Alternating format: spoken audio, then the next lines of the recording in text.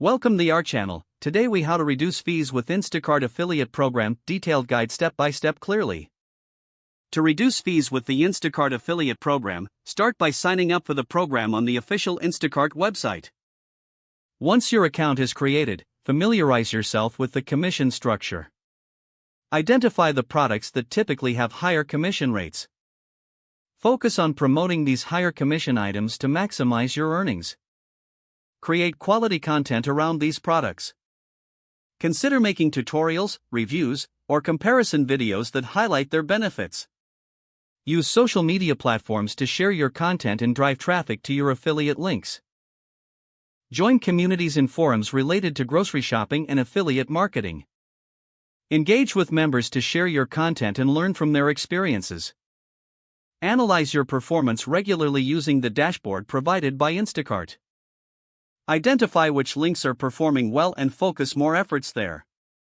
Utilize SEO best practices in your content to improve visibility. Incorporate relevant keywords and phrases to attract more viewers.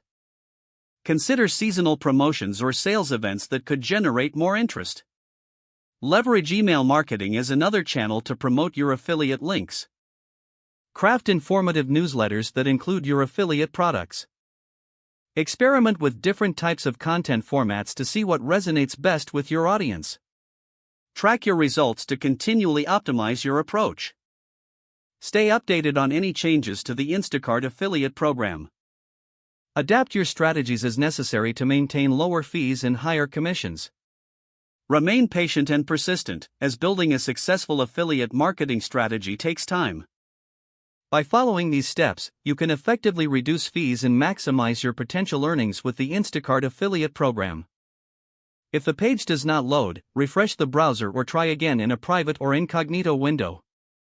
Make sure you are using the correct email address, then retype it carefully to avoid small typos. If your password is not accepted, use the reset option and create a new strong password you can remember.